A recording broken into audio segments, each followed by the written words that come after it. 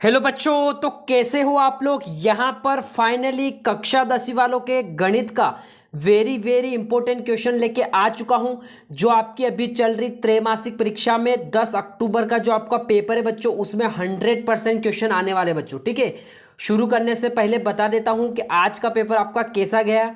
Please comment box में मुझे बता देना, क्योंकि सभी जिलों में पेपर अलग अलग सेट में आ रहे हैं। देखो मैं बता देता हूँ, यहाँ पर हमारे ए सेट में आया था क्लास 9th का पेपर, ठीक है, इंग्लिश का। ठीक है, और यहाँ पर मैं बता देता हूँ भौतिकी का, बता देता हूँ ए सेट में आया था बच्चों। ठीक है, तो यहाँ पर पेपर के भरोसे आपको इतना नहीं रहना है, क्योंकि सभी जिलों में अलग अलग सेट में पेपर आ रहे हैं, तो वायरल होने के यहाँ पर कम चांस है बच्चों। ठीक है, तो आपको अपने मन से तैयारी करनी है, पूरी ईमानदारी से आपको मेहनत करनी है बच्चों। ठीक है, मैं लेके आ गया हूँ सभी जिलों के पेपर में यही क्वेश्चन आपके बैठने वाले हैं, जो क्वेश्चन मैं बताने वाला हूँ गणित के। ठीक है, 10 अक्टूबर को जो आपका पेपर होने वाला है बच्चों, 100% बोल रहा हूँ यहीं से आने वाला है क्वेश्चन। ठीक है, तो आइए शुरू करते हैं बच्चों। पहला क्वेश्चन क्या है आपका। ठीक है, निम्न संख्या का एचसीएफ तथा एलसीएम आपको ज्ञात करना है।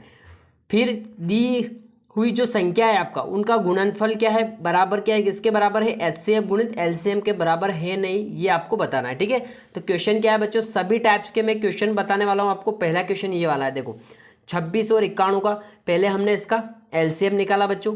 ठीक है, आई होप कि एलसीएम आपको आता होगा। ठीक है, मैंने सारे सोल्व करके आपको बता रखे। ठीक है, यहाँ पर एलसीएम निकाला, एलसीएम ये आया आपका, दोनों के एलसीएम निकालिए। अब एचसीएफ में बच्चे कंफ्यूज हो जाते हैं बच्चों, तो एचसीएफ में क्या करना है, जो दोनों में कॉमन आता है वही आपका एचसीएफ होता है बच्चों। ये वाला देखो 13 इसमें भी आ रहा है, इसमें भी आ रहा है, तो आपका एचसीएफ 13 बन गया। ठीक है, अब एलसीएम में आपको क्या क्या ऐड करना है बच्चों, सबसे पहले जो बचा है वो ऐड कर लो, 2 और 7।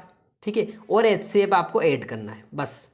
ठीक है, और इन तीनों का गुणा करना है, यही आपका एलसीएम हो जाएगा बच्चों। ठीक है, लेकिन प्रश्न के अनुसार क्या बोल रहा है, इन दोनों संख्या का जो गुणनफल होता है वो एलसीएम और एचसीएफ के बराबर होता है या नहीं, यानी कि इन दोनों का जो गुणा हमने किया ये संख्या आई, फिर इन दोनों का जब गुणा करेंगे तो ये संख्या आई, तो दोनों बराबर है, यानी कि हमारा बिल्कुल कथन सत्य है बच्चों। ठीक है, नेक्स्ट क्वेश्चन देखते हैं बच्चों, इंपॉर्टेंट। यहाँ पर क्वेश्चन नंबर 2 है आपका, निम्न संख्या का एचसीएफ और एलसीएम ज्ञात करना है बच्चों। तो क्या है, 12, 15, 21 का, तो इसका एलसीएम हमने निकाला है, 15 का निकाला, 21 का निकाला। अब बच्चों इन तीनों में क्या कॉमन आ रहा है, देखो 3 कॉमन आ रहा है, ये 3 यहाँ पर भी है, यहाँ पर भी है, और यहाँ पर भी है। ठीक है, तो हमारा एचसीएफ क्या निकल के आएगा बच्चों, 3। ठीक है, अब एचसीएफ 3 निकल के आया। अब एलसीएम में हमें क्या क्या ऐड करना है, जो बचा है वो सबसे पहले ऐड करना है, यानी कि 2 यहाँ पर, 2 यहाँ पर, ये लिख दिया। फिर 5, 7, 5, 7, फिर एचसीएफ आपको लिखना है, ये एचसीएफ लिख दिया। फिर इन सबका आपस में गुणा करके हमारा एलसीएम हमें यहाँ पर मिल गया बच्चों। ठीक है, तो एचसीएफ हमारे पास 3 है और एलसीएम हमारे पास ये आया था 420 आया था, ये आपका फाइनल आंसर है। ठीक है, इस टाइप का क्वेश्चन आया तो आप ऐसे कर सकते हो बच्चों। ठीक है, नेक्स्ट क्वेश्चन करते हैं बच्चों। क्वेश्चन नंबर 3 क्या है, x² प्लस 7x प्लस 10 के आपको शून्य ज्ञात करने हैं। फिर शून्यकों तथा गुणांकों के बीच में संबंध भी आपको ज्ञात करना है बच्चों। बहुत ही ईजी है, बहुत सी बार मैंने ये क्वेश्चन आपको करवा रखा बच्चों। ठीक है, देखो क्वेश्चन है आपके पास यहाँ पर x² प्लस 7x प्लस 10। सबसे पहले गुणनखंड विधि से हम इसके गुणनफल निकालेंगे बच्चों। तो पहला डिजिट और लास्ट डिजिट में हम गुणा करेंगे, यानी कि यहाँ पर इसके गुणांक में कुछ नहीं तो 1 तो हो गई सही। ठीक है, और 10, 10 और 1 का गुणा करेंगे तो 10 आएगा।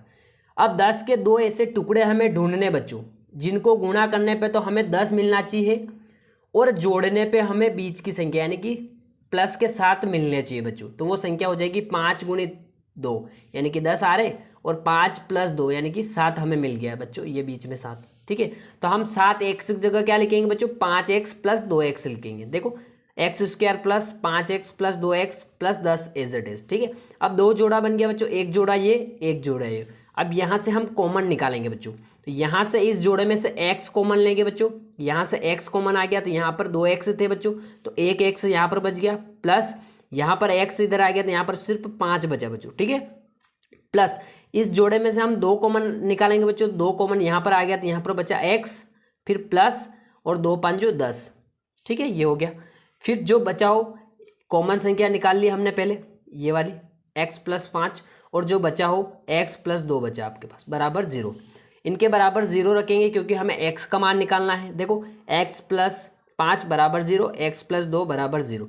अब यहाँ से x से बराबर ले जाएंगे तो ये इनके साइन चेंज हो जाएंगे बच्चों, ठीक है। बराबर से इधर जाएंगे तो ये प्लस का है तो ये माइनस का बन जाएगा, और ये प्लस का है ये भी माइनस का बन जाएगा। तो हमारे दोनों शून्यक हमें मिल गए बच्चों। अब शून्यक तो मिल गए, अब इनके बीच का संबंध हमें ज्ञात करना है। तो सबसे पहले ABC हम निकाल लेते बच्चों। देखो a बराबर क्या रखेंगे, x के गुणांक में क्या है 1 है, तो a बराबर 1। b बराबर क्या है बच्चों 7। c बराबर क्या रखेंगे बच्चों 10, ये c बराबर 10, ठीक है। तो पहला क्या है, शून्यकों का योग क्या होता है बच्चों, अल्फा प्लस बीटा होता है। तो अल्फा प्लस बीटा यानी कि अल्फा बीटा क्या हमारे पास क्या प्राप्त हुए थे, -5 और -2, ठीक है। बीच में प्लस है, बराबर -b। देखो यहाँ पर -b है तो यहाँ पर क्या है अपने पास 7, तो माइनस के 7 और बट्टे में क्या है a, तो a का मान क्या है बच्चों 1, तो 1 हमने यहाँ पर रख दिया। देखो ये माइनस का 5 एज इट इज, और प्लस माइनस हमेशा माइनस होते हैं, ठीक है। बराबर ये हो जाएगा आपका माइनस का 7, और माइनस माइनस जुड़ते हैं लेकिन आंसर हमेशा माइनस में आता है, तो आपका -7 बराबर -7, एक तो ये आपका सत्य हो गया बच्चों, ठीक है। दूसरा क्या करेंगे हम, शून्यकों का गुणनफल करेंगे, वो भी देख लेते बच्चों, ठीक है। यहाँ पर मैंने बता रखा बच्चों शून्यकों का गुणनफल क्या होता है, अल्फा इंटू बीटा होता है, ठीक है। अल्फा इंटू बीटा का मान क्या होता है, C/A होता है, ठीक है। अल्फा इंटू बीटा क्या अपने पास -5 गुणित -2, ठीक है, बराबर C का मान क्या था बच्चों हमारे पास 10 और A का मान 1 था, ठीक है। ये देखो माइनस माइनस तो प्लस हो जाते हैं गुणे में, और 5 दूना 10, ये 10 हो गया, इधर भी 10, ये भी हमारा सत्य हो गया बच्चों, ठीक है। इस टाइप के क्वेश्चन आप ऐसे कर सकते हो, बिल्कुल आपको अच्छे से नंबर मिल जाएंगे, ठीक है। क्वेश्चन नंबर 4 देखते हैं बच्चों। एक द्विघात बहुपद ज्ञात करना है जिनके शून्यकों का योग तथा गुणनफल क्रमशः दी गई संख्या है। इसमें थोड़ा उल्टा सिस्टम है, इसमें आपको द्विघात बहुपद ज्ञात करना है, ठीक है। योग आपको दे रखा है, ये योग हो जाएगा शून्यकों का, और ये आपका शून्यकों का गुणनफल हो जाएगा, ठीक है। देखो कैसे करते हैं इसको, माना द्विघात बहुपद क्या माना हमने, ax² + bx + c है, जिनके शून्यक क्या है अल्फा एम बीटा है। तो अल्फा प्लस बीटा बराबर क्या होता है -b/a है, तो अल्फा प्लस बीटा का मान क्या दे रखा है -3, तो ये -3 रख दिया। तो b का मान क्या हो जाएगा बच्चों -3 तो है हमारे पास, और -b, तो माइनस माइनस आपस में प्लस हो जाएगा, तो +3/1, इसके बट्टे में कुछ नहीं तो 1 रख दो, कोई दिक्कत नहीं, ठीक है। उसी प्रकार अल्फा इंटू बीटा का मान क्या दे रखा अपने पास 2, तो यहाँ पर 2, तो सी का मान हमारे पास 2 हो जाएगा बच्चों, इसके बट्टे में कुछ नहीं तो 1 रख दो।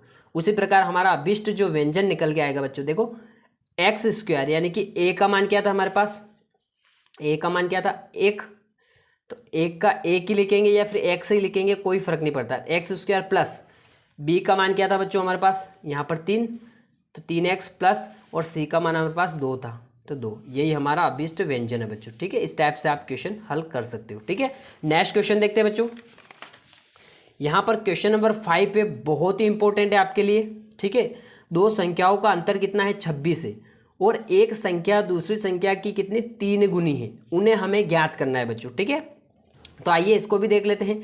तो माना संख्या क्या है, पहली संख्या x, दूसरी संख्या y है। तो प्रश्न के अनुसार क्या करेंगे, x - y, इन दोनों का अंतर क्या है 26 है, ये समीकरण नंबर 1 हो गई। दूसरा क्या बोल रहा है, पहली संख्या जो है दूसरी संख्या की 3 गुनी है, ये समीकरण नंबर हमारी 2 बन गई बच्चों, बिल्कुल हमने प्रश्न के अनुसार किया है इसको, ठीक है। अब समीकरण 2 से x का मान समीकरण 1 में हम प्रतिस्थापित करेंगे बच्चों, ये प्रतिस्थापन विधि का आपको समझ में आ जाएगा, ठीक है। एक उदाहरण ये प्रतिस्थापन विधि का हो जाएगा बच्चों हमारा, ठीक है। तो यहाँ से रखेंगे बच्चों x - y बराबर 26। अब हमें यहाँ x की जगह क्या रखना है बच्चों 3y रखना है, ठीक है, क्योंकि हमने यहाँ पर x की जगह हमें 3y हमको यहाँ पर रखना है बच्चों, ठीक है। तो x की जगह हम क्या रखेंगे 3y - y बराबर 26, ये घट जाएंगे 2y बराबर 26, तो y का मान यहाँ पर निकल के आ जाएगा बच्चों 13, ठीक है। y का मान 13 निकल के आया। अब जो ये y का मान है ये समीकरण हम नंबर 2 में रख देंगे, यानी कि इसमें रख देंगे y की जगह, ठीक है। तो y का मान समीकरण 2 में रख दो बच्चों, तो ये आपकी समीकरण नंबर 2 है। यहाँ y के बराबर क्या रखेंगे 13 रखेंगे y की जगह, ठीक है।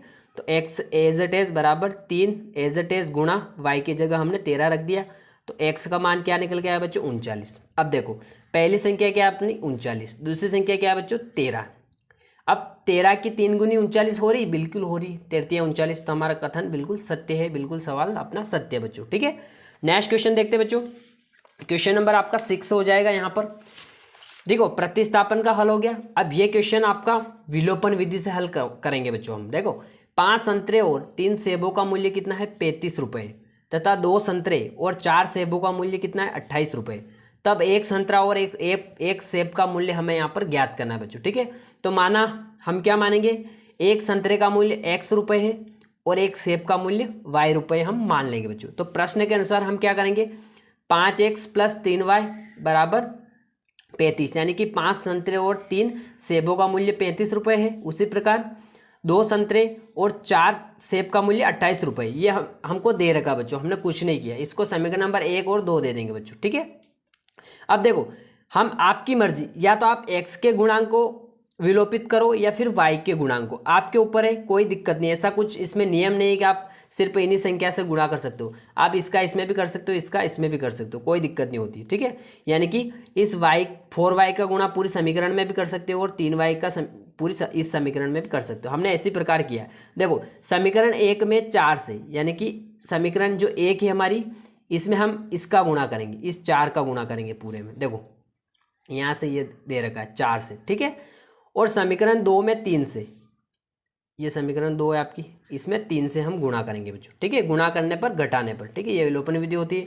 देखो यहाँ से करेंगे 4 5 20, ये 20x, 4 3 12, ठीक, और 4 का 35 में करेंगे 140। ठीक, उसी प्रकार इस 3 का करेंगे 3 2 6, 3 4 12, और 3y का फिर 28 में करेंगे तो 84 हमें मिल जाएंगे बच्चों। ठीक है, यहाँ पर साइन चेंज कर लो बच्चों, माइनस माइनस आपस में ये कट जाएंगे। यहाँ पर बचेगा हमारा 14x और यहाँ पर बचेगा 56। तो x का क्या मान आएगा बच्चों, 56/14, यानी कि x का मान हमारे पास 4 आ गया। अब इस x का मान हम समीकरण 1 में रख देंगे बच्चों, इस समीकरण में रख देंगे बच्चों, जहाँ x है हम उसकी जगह 4 रख देंगे बच्चों। देखो ये हमारी समीकरण नंबर 1 है। ठीक है, हम x की जगह क्या रखेंगे, 4 रखेंगे। देखो 5 एज इट इज गुणित x की जगह हमने 4 रख दिया, plus 3y as it is = 35, फिर 4 5 20 या फिर 5 20 प्लस 3y = 35। फिर यहाँ से हम यहाँ करेंगे, देखो 3y = 35 - 20 हो जाएंगे, और 3y = 15, यानी कि y का मान आ जाएगा 15/3। तो 3 5 15, तो y का मान हमारे पास 15 आ गया। x का मान 4 और y का मान हमारे पास 5 आ गया। हमारा आंसर बिल्कुल सत्य है, बिल्कुल। ठीक है, नेक्स्ट क्वेश्चन देखते हैं। यहाँ पर क्वेश्चन नंबर 7 है आपका, ये वाला, x² - 3x - 10 = 0 के मूल हमें ज्ञात करना है बच्चों। ये क्वेश्चन भी आने वाला बच्चों। ठीक है, मैं फिर बोल रहा हूँ, मूल ज्ञात करना है मतलब शून्य ज्ञात करने, बिल्कुल वही विधि, गुणनफल विधि। देखो यहाँ पर क्या है, x² का जो गुणांक है कुछ नहीं तो 1 दे रखा है, मान लेते 1, और लास्ट डिजिट 10 का गुणा करना है। तो क्या आ रहा है बच्चों, 10 आ रहा है। अब 10 के ऐसे टुकड़े बनाने हैं जिनको गुणा करने पर तो 10 आना चाहिए, और घटाने पर या फिर जोड़ने पर बीच की संख्या यानी कि -3 आना चाहिए। तो वो संख्या क्या हो जाएगी, 5 और 2, 5 2 10, और -5 और +2 आपस में घट जाएंगे तो -3 आपके यहाँ पर मिल जाएंगे बच्चों, बीच की संख्या मिल गई। तो हमें क्या करना है, 3x की जगह क्या रखना है बच्चों, -5x प्लस के 2 हमें यहाँ पर रखना है बच्चों। ठीक है, ये हमने रख दिया बच्चों। ठीक है, अब देखो यहाँ पर एक जोड़ा बन गया, यहाँ पर एक जोड़ा बन गया। अब यहाँ से हम निकालेंगे बच्चों x कॉमन, तो यहाँ से x कॉमन आ गया, तो यहाँ पर बचा 1x, फिर माइनस यहाँ से x इधर आ गया तो 5 बचा, फिर प्लस यहाँ पर 2 कॉमन लेंगे बच्चों, 2 आ गया तो x बचा, और 2 5 10, ठीक है, -5 = 0। अब देखो यहाँ पर कॉमन संख्या निकाल लो पहले, x - 5 और जो बचा वो लिख लो, यानी कि x + 2 = 0। हमें शून्य ज्ञात करना है, इनके बराबर में शून्य रख दो बच्चों। ठीक है, और x का मान निकल के आ जाएगा और इनके साइन चेंज हो जाएगा, x बराबर में ले जाएंगे तो ये प्लस का बन जाएगा, और जो प्लस का है वो माइनस का बन जाएगा। यही आपका फाइनल आंसर है बच्चों। ठीक है, आई होप कि आपको समझ में आ गया होगा। ठीक है, क्वेश्चन नंबर 8 है बच्चों आपका एपी वाला, यानी कि समांतर श्रेणी दे रखी है, 3 8 13 18 का कौन सा पद 78 है वो बताना है। बहुत ही ईजी है, बहुत ही आसान है। प्रश्न के अनुसार देखो, a मतलब प्रथम पद क्या है अपना 3, d बराबर सार्वअंतर कितना, अंतर कितना बच्चों, देख लो यहाँ पर कितना अंतर है, 5 5 का अंतर है बच्चों। ठीक है, तो d मतलब सार्वअंतर 5 हो गया, और an कितना अपने पास 78। ठीक है, 78वां पद हमें यहाँ पर ज्ञात करना बच्चों। तो फॉर्मूला क्या होता है बच्चों, फॉर्मूला याद रखना आपको, an बराबर a plus n - 1 into D. ठीक है, ये फॉर्मूला आपको याद रखना बच्चों। ठीक है, तो an की जगह हम रखेंगे 78, और इन सब का मान हम रख देंगे, a की जगह 3, n-1 एज इट इज और d की जगह हम 5 रख देंगे बच्चों, ठीक है। तो यहाँ पर 3 एज इट इज और ये हो जाएगा देखो 5n और 5 एकम 5, ठीक है। यहाँ तक क्लियर। अब देखो 5n का मान हमें यहाँ पर n का मान निकालना है, तो 5n से बराबर ले जाएंगे तो 78 एज इट इज और इन दोनों का साइन चेंज हो जाएंगे बच्चों, ठीक है। ये प्लस का बन जाएगा और 3 आपका माइनस का बन जाएगा, ठीक है, जब बराबर से इधर आएंगे तो, ठीक है। तो 5n का यहाँ पर मान क्या हो जाएगा 78 एज इट इज प्लस 5 में से 3 गए तो बचे आपके पास 2, तो 5n बराबर 80। तो यहाँ पर n का मान ज्ञात करेंगे तो गुणे की संख्या बट्टे में चली जाएगी, तो n बराबर 80/5, तो 5 से कट जाएंगे 16 बार, तो n का मान अपना 16 आ गया, यानी कि 16 पद है अपना 78, ठीक है बच्चों। आई होप कि आपको समझ में आ गया होगा। नेक्स्ट क्वेश्चन देखते हैं बच्चों, क्वेश्चन नंबर 9। ये भी मैंने समांतर श्रेणी से लिया है बच्चों। 2, 7, 12 का 10वां पद आपको ज्ञात करना है। बहुत ईजी है, प्रथम पद निकाल लो पहले। प्रथम पद आपका 2 हो जाएगा। सार्वंतर कितना है बच्चों देख लो 5 और an कितना है अपने पास 10। तो ये फॉर्मूला आपका ये वाला होता है। सारे मान आपको रख लेना है, कोई प्रॉब्लम नहीं होगी, आसानी से आप सोल्व कर पाओगे, ठीक है। सारे मान हमने रख दिए। देखो a की जगह 2, d की जगह हमने 5 रख दिया, n की जगह हमने 10 रख दिया। सारा इजी है, कुछ भी नहीं करना आपको, ठीक है। तो आपके पास 47 आंसर आ जाएगा बच्चों। अब यही क्वेश्चन आपको पूछ ले, देखो इस टाइप से एपी दे रखी 2, 7, 12, 10 पदों का योगफल अगर पूछ ले तो आपको ये वाला फॉर्मूला आपको याद रखना है बच्चों। इस वाले फॉर्मूले में आपको मान रखना है। जब योगफल पूछे ना तो ये वाला फॉर्मूला आपको याद होना चाहिए। तो ए यानी कि प्रथम पद आपके पास है, डी यानी कि सार्वंतर भी हमने निकाल लिया था बच्चों, और एन कितना है 10। कुछ नहीं करना है, इसमें आपको मान रख देना है, तो आपका आंसर आराम से निकल के आ जाएगा। आप देख लो अच्छे से, ठीक है, ठीक है। एस एन, एन का मान आपके पास 10 है, ठीक है, एन का मान 10 है, ठीक है, बट्टा 2। देखो फिर 2 गुणित ए का मान कितना है 2, 2 रख दिया, प्लस n-1 यानी कि 10 माइनस 1, फिर डी का मान अपने पास 5 है बच्चों, ठीक है। अब यहाँ से 2 5 10, 5 बचा, 2 2 4। अब देखो यहाँ पर कितना बचा 9, 9 5 45, ठीक है, क्लियर। अब देखो यहाँ पर कितना बचा 49 हो जाएंगे। 49 का गुणा जब हम 5 में करेंगे तो हमारे पास S10 का मान कितना आएगा बच्चों 245। यही आपका फाइनल आंसर बच्चों, ठीक है। तो ये जो क्वेश्चन हमने किए ना बच्चों, ये गारंटी बोल रहा हूँ 100% बोल रहा हूँ, सभी जिलों में क्वेश्चन आपके बनने वाले हैं। और आप पेपर के बिल्कुल भी भरोसे मत रहिए, अपनी तैयारी खुद करिए बच्चों, ताकि आप अच्छे परसेंटेज यहाँ पर बना पाओ। अगर पेपर के भरोसे रहोगे तो ना तो आप याद कर पाओगे, ठीक है।